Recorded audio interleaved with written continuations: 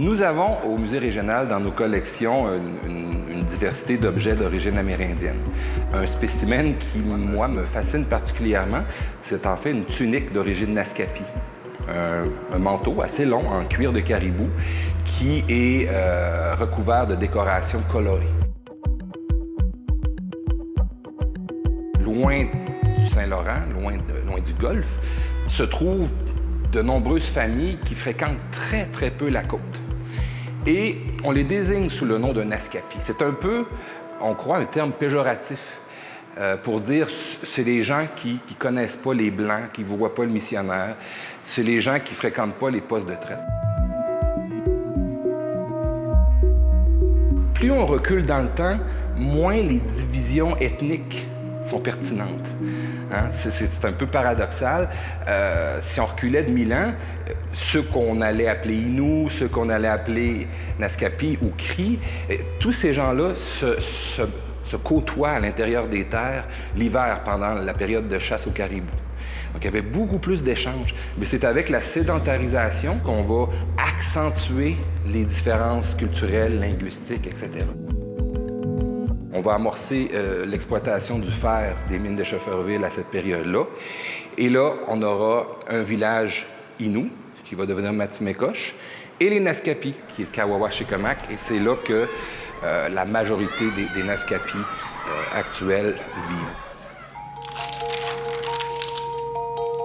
Une autre pièce maîtresse de nos collections, on le surnomme ici le livre de Betts. En fait, on fait référence à Johan Betts, qui est un personnage marquant de l'histoire nord-côtière. Le livre en question était ni plus ni moins que le livre d'invités qui laissait des pensées, des commentaires en remerciement à Johan Betts pour les avoir accueillis. Et ce qui rend le bouquin encore plus intéressant, c'est qu'au-delà des témoignages très personnels qu'on peut y retrouver, on voit des dessins laissés par Betts lui-même, des scènes de chasse, de pêche, des paysages et quelques centaines de dessins de mouches pour la pêche au saumon.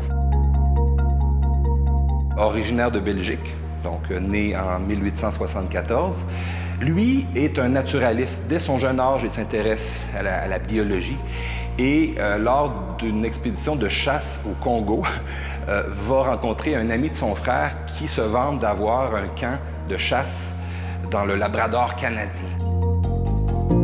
Lui était un esprit allumé pour son époque, avait des connaissances scientifiques. Et en 1916, quand l'épidémie de grippe espagnole touche toute la planète, incluant la Côte-Nord, on raconte que lui aurait fait en sorte qu'aucun navire, aucun matelot n'ait contact avec les gens du village.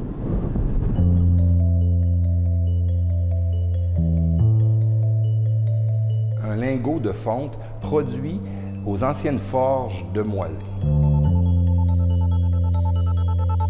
À partir des années 1867, on fonde sur la rive est de l'embouchure de la rivière Moisy une forge, un petit village minier.